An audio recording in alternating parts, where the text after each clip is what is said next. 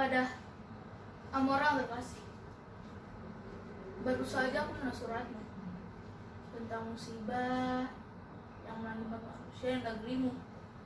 Kau tanya aku bagaimana mengatasi itu semua. Umumnya manusia menyalahkan Tuhan, padahal menurutmu ini hanya bencana alam.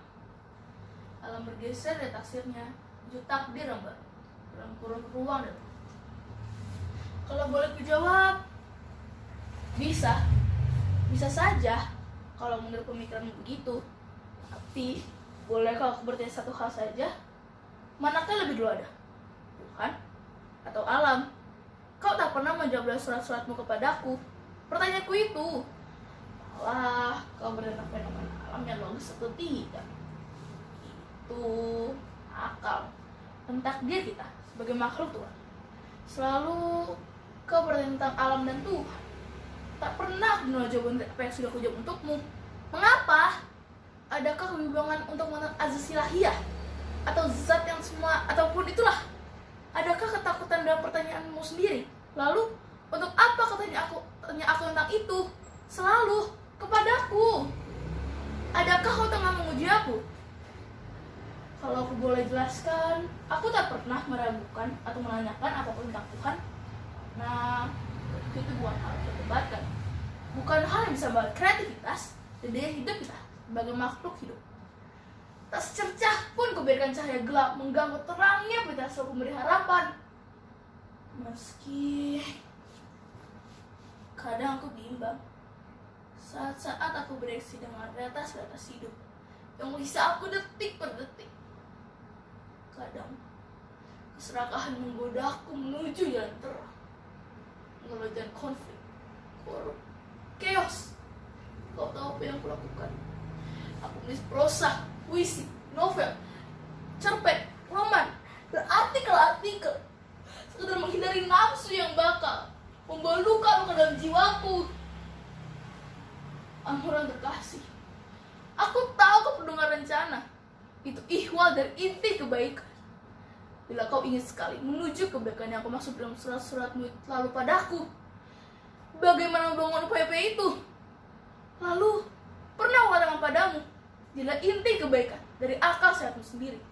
Karena di sana, awal dari citra, realitas yang akan kau jalani kelak. Kau berdiri lagi dengan panjang lebar. Mengapa makhluk hidup harus berinteraksi dengan alam dan lingkungannya? Mengapa tidak alam berinteraksi dengan makhluk hidup dan hidupannya? Menurutku, pertanyaanmu agak bodoh. Memang, kadang-kadang. Tapi, kau jawab juga kan? Ya, itulah kewajaran. Saling berinteraksi. Fadilah ilahiyah. Sejak saat itu, sejak pertanyaanmu yang kedua seperti itu, kau tak lagi bersurat kepadaku. Kau seperti hilang dalam gaib semesta. Orang terkasih, ya hilang bersama waktu. Di mana kamu? Ya kau kebetulan menyaksikan pertunjukan ini.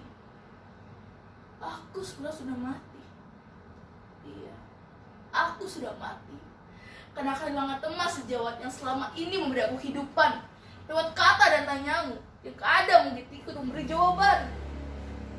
Karena di sanalah aku dapat hikmah dan realitas hidup. Sekarang, di ruang berbeda, aku bisa melihat kebenaran hakikat. Pengkhianatan sebagai bekal kekalahan tidak bisa membunuh atau menusuk yang bisa terhunus meski korban harus jatuh. Barangkali itu yang disebut cinta dalam sesama, membunuh pengkhianatan. Sekarang, kau tak lagi bisa berbohong. Aku bisa melihat semua kebohongan dari alam kematian.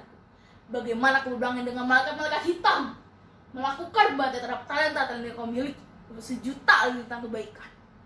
Aklamasi membuat ruang berkelas, menjadikan orang-orang yang terkasih, tercinta dalam etras atau berlogo, berlabuh besar popularitas. Lalu kau pandangi mereka dari singgah sanamu yang berada di sudut-sudut sembunyi, sambil menikmati vodka, menghisap jebak kakimu sendiri, sambil menunggu waktu saat kau butuhkan, menjadi budak tapi malas, sebagai sistem paguyuban. Lalu kau bergoyang dengan seluruh dolarmu sambil mendapat profit dari aksi atau promo aksi dalam sistem dan forma penjualan eksistensi kreatif mengatasnamakan kebudayaan, pemberdayaan, penelitian dogma sosiologis, antropologis, psikologis, narasi hipokrisi, akal bulus yang dicangkokkan dengan ramuan kepedihan kepada kaum tertindas akibat politik akut dengan menampilkan ikon-ikon protes semu seolah-olah kau bernegara depan. Celaka betul sebuah kloter sulap ini. Burung merpati menjadi babi, tanda cinta yang serakah. Cinta kau tiupkan lewat aktivitas acting kau masalkan, menghipnotis dalam menuju perbudakan. Ketika tidak sedikit cukup manipulatif, simbol dari akal sehat, simbol dari akal hitam, dan menggalang human sebagai humanisasi. Sistem robot gigantik, kau akronimkan menjadi paguyuban. Itulah awal dari psikologi awal dari perbudakan kreatif. Sekarang di ruang berbeda, kau bisa melihat nuranimu. Benarkah masih ada? Tidak. Kau tak lagi bisa berbohong dengan jelas, fokus, tanpa kacamata minus plus. Kau bisa melihat kau tak lagi punya nurani. Karena sudah lama kau berada pada sistem yang selama ini kau hujat dengan karya kreatifmu. Teganya kau bohongi Tuhan yang selama ini kau tanyakan padaku. Sekarang aku tahu Tuhan yang sebenarnya kau tanyakan padaku sebenarnya kau yang ada sebuah pengakuan. Siapa yang menentukan hidup mati kreativitas? Kau atau Tuhan?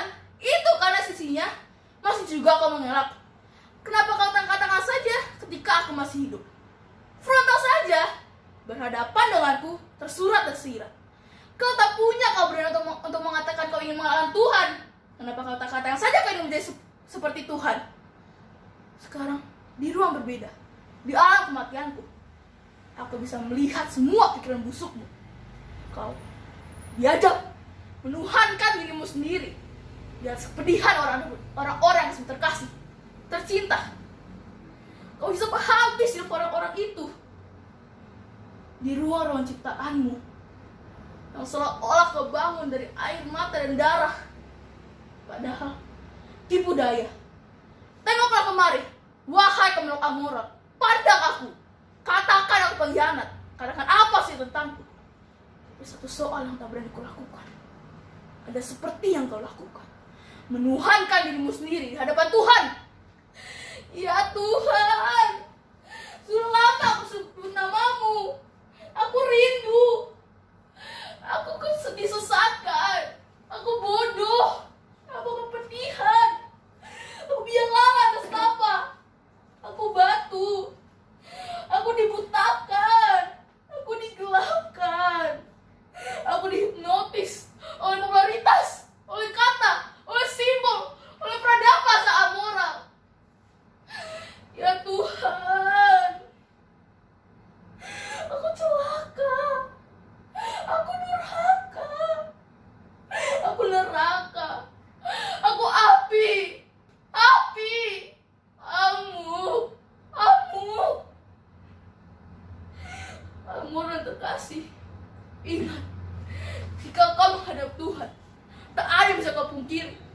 Mulutmu, matamu, telingamu, seluruh pori-pori tubuhmu akan berubah menjadi naga, menerkam, mencabik-cabik rohmu.